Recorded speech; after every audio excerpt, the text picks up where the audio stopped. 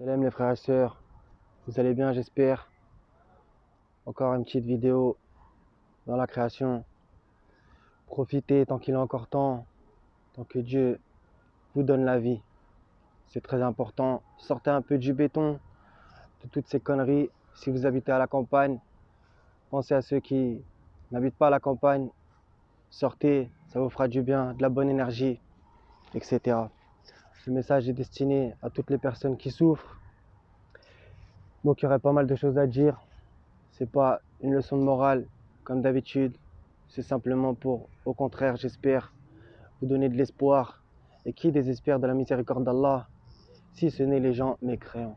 Et comme dirait Job, le mal m'a touché, mais tu es le plus miséricordieux des miséricordieux. Donc on va se lire un passage dans Job, chapitre 5, à partir du verset 6. Le malheur ne sort pas de la poussière et la souffrance ne germe pas du sol. L'homme naît pour souffrir comme l'étincelle pour voler. Pour moi, j'aurai recours à Dieu, et c'est à Dieu que j'exposerai ma cause. Il fait des choses grandes et insondables, des merveilles sans nombre. Il répand la pluie sur la terre et envoie l'eau sur les campagnes. Il relève les humbles et délivre les affligés. Il anéantit les projets des hommes rusés et leurs mains ne peuvent les accomplir. Il prend les sages dans leurs propres ruses et les desseins des hommes artificieux sont renversés. Il rencontre les ténèbres au milieu du jour, il tâtonne en plein midi comme dans la nuit. Ainsi Dieu protège le faible contre leurs menaces et le sauve de la main des puissants. Et l'espérance soutient le malheureux, mais l'iniquité ferme la bouche. Heureux l'homme que Dieu châtie, ne méprise pas la correction du Tout-Puissant. Il fait la plaie et il la bande. Il blesse et sa main guérit. 6 fois il te délivrera de l'angoisse, et 7 fois le mal ne t'atteindra pas. Il te sauvera de la mort pendant la famine et des coups du glaive pendant la guerre. Tu seras à l'abri du fléau de la langue. Tu seras sans crainte quand viendra la dévastation. Et c'est lui qui a fait rire et pleurer. Et nous sauvâmes Noé et sa famille de la grande angoisse. L'Éternel est mon berger, je ne manque de rien. Il me fait reposer dans de verts pâturages, il me dirige près des eaux paisibles. Il restaure mon âme, il me conduit dans les sentiers de la justice à cause de son nom. Quand je marche dans la vallée de l'ombre de la mort, je ne crains aucun mal, car tu es avec moi. Ta houlette et ton bâton me rassurent. Tu dresses devant moi une table en face de mes adversaires. Tu oins d'huile ma tête et ma coupe déborde. Oui, le bonheur et la grâce m'accompagneront tous les jours de ma vie, et j'habiterai dans la maison de l'Éternel jusqu'à la fin de mes jours. Une bonne humeur et un moral serein favorisent la guérison, tandis que la tristesse dissout toute vitalité. Le cœur soucié et agité déprime un homme. Une parole aimable et attentionnée le réconforte. Job 7, 3, 4.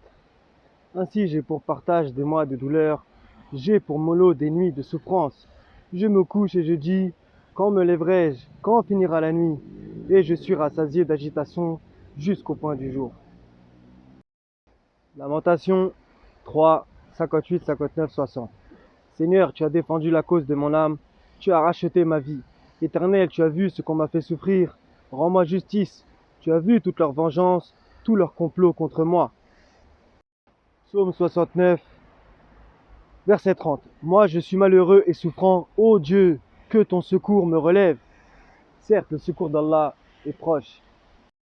Psaume 10, 14. Tu regardes cependant car tu vois la peine et la souffrance pour prendre en main leur cause. C'est à toi que s'abandonne le malheureux, c'est toi qui viens en aide à l'orphelin.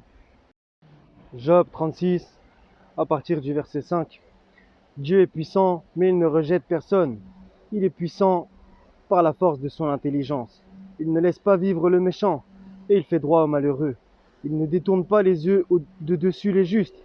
Il les place sur le trône avec les rois, et il les y fait asseoir pour toujours, afin qu'ils soient élevés. Viennent-ils à tomber dans les chaînes? Sont-ils pris dans les liens de l'adversité? Il leur dénonce leurs œuvres, leurs transgressions, leur orgueil. Il les avertit pour leur instruction, il les exhorte à se détourner de l'iniquité. S'ils écoutent et se soumettent, ils achèvent leurs jours dans le bonheur, leurs années dans la joie. S'ils n'écoutent pas, ils périssent par le glaive, ils expirent dans leur aveuglement. Les impies se livrent à la colère, ils ne crient pas à Dieu quand il les enchaîne. Ils perdent la vie dans leur jeunesse, ils meurent comme les débauchés. Mais Dieu sauve le malheureux dans sa misère, et c'est par la souffrance qu'il l'avertit. Il te retirera aussi de la détresse pour te mettre au large, en pleine liberté, et ta table sera chargée de mets succulents. Mais si tu défends ta cause comme un impie, le châtiment est inséparable de ta cause. Que l'irritation ne t'entraîne pas à la moquerie, et que la grandeur de la rançon ne te fasse pas dévier. Tes cris suffiraient-ils pour te sortir d'angoisse, et même pour toutes les forces que tu pourrais déployer? Ne soupire pas après la nuit, qui enlève les peuples de leur place. Garde-toi de te livrer au mal, car la souffrance t'y dispose. Dieu est grand par sa puissance. Qui saurait enseigner comme lui? Qui lui prescrit ses voies? Qui ose dire « tu fais mal » Souviens-toi d'exalter ses œuvres, que célèbrent tous les hommes. Tout homme les contemple, chacun les voit de loin. Jean 16, 21. La femme, lorsqu'elle enfante, éprouve de la tristesse, parce que son heure est venue. Mais lorsqu'elle a donné le jour à l'enfant, elle ne se souvient plus de la souffrance, à cause de la joie qu'elle a de ce qu'un homme est né dans le monde. Soyez bénis les frères et sœurs, prenez soin de vous, prenez de la bonne énergie, et que l'Éternel soit avec vous. Soyez bénis. Salam.